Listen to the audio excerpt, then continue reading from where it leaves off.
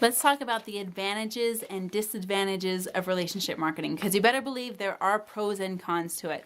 Let's dive right in because I have some really cool content I want to share with you.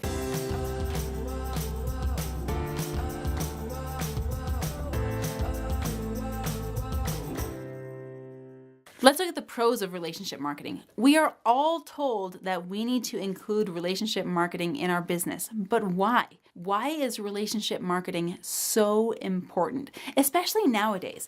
You know, we've got computers and monitors. There's a screen between you and me right now, but there is also a relationship being formed. There's a relationship that determines whether or not you subscribe and watch more videos.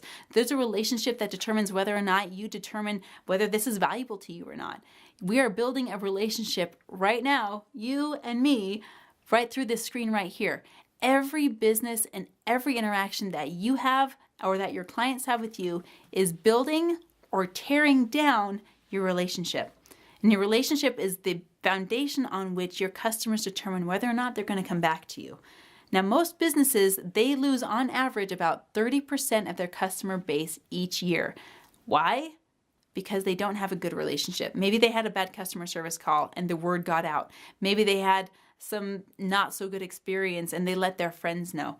You know, that's what's going to cause that turnover in your customer base. So let's get into the pros and cons of this. Building customer relationships brings more customers to your business. Everything is word of mouth marketing right now. Think about it. How many times do you recommend a book or a movie? How many times do you hop on Facebook and ask for a recommendation? People will only recommend something if they had a positive experience with that product or service. So that's what's so important, is that word of mouth marketing. So a pro to building that relationship is causing great word of mouth to happen in your market. Remember that you are selling quality instead of products. If you think you're selling a product, you've missed it. You're not selling a product. Even if you are having products go out the door, you're selling quality. And when you sell quality, you're actually selling the customer experience with that product.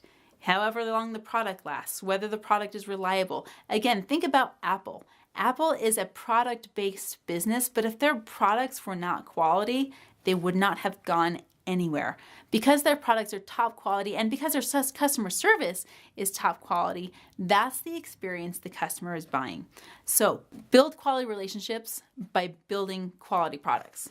One of the cons of building through relationship marketing is that it does take extra time. It takes extra time to build surveys and send them out to your customers. It takes extra time to analyze those surveys when they come back. It takes extra time to augment your business based on the results of those surveys. It takes extra time to implement those changes and send them out to your customers. So yeah, it's going to take some extra time, and that could be considered a con. But if you consider the time that you're investing right now and the time it's going to save you later in customer complaints, in customer calls, in customer service hours, if you are willing to invest a little bit of time right now, it's going to save you a lot of time on the back end. So yeah, it's going to cost you time, but it's going to save you more later. A pro and a con to relationship marketing is that word of mouth we talked about.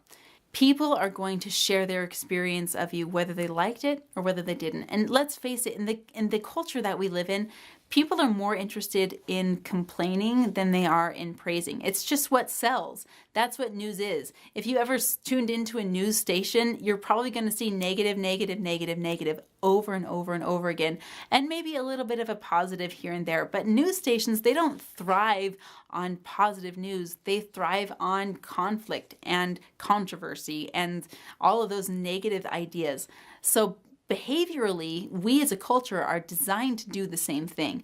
So if there's something we don't like about a company, you're probably going to get 10 times more feedback about what doesn't work than about what does. So that can be a con when it comes to relationship marketing. But the pro of that is if someone has something sparkling to say about your business, that review will also count toward your business. And you can be strategic about collecting those reviews. If you're in business for yourself, or even if you work for a company, one of your primary jobs is to have your finger on the pulse of how the customers are reacting to your business. And if you're in the customer service department, your job is to collect the feedback. And guess what? If you're in business for yourself, you're wearing all the hats. So you're in the customer service department. So collect all of that feedback. Ask your customers to leave feedback on Google reviews. Ask your customers to leave feedback on TripAdvisor. Ask customers to leave feedback on all of these consumer platforms where other customers are going and leaving feedback. Because the better the feedback, the more likely you are to have more customers come to your door. And if you have a quality product, then you're just going to create more and better word of mouth marketing. Another pro of relationship marketing is good customer relationships will lead to greater business. Good customer relationships through word of mouth, through marketing, through everything, it's going to lead to growth in your business. Now, conversely, if you give up some of that customer service right now, it's going to bite you later. So this relationship marketing, you've got to be willing to give a little bit of time now for a greater time investment later on down the road. Meaning if you're willing to put in some time now to solve problems, if you're willing to put in a little bit of extra effort now to increase the customer experience, it's going to pay you back later. Let me give you an example. I was working with one of my clients back a few months ago, probably about 4 months ago, who purchased one of my programs and then exercised his 3-day right of rescission to actually get a refund. Now, we could have battled and gone back and forth and fought for that sale, looking at our bottom line, or we can look at what the customer's needs actually are. You know, if the customer's needs are actually our product and service, then we'll share that with them. But if the customer's needs are not, then we're going to get the customer what they need most.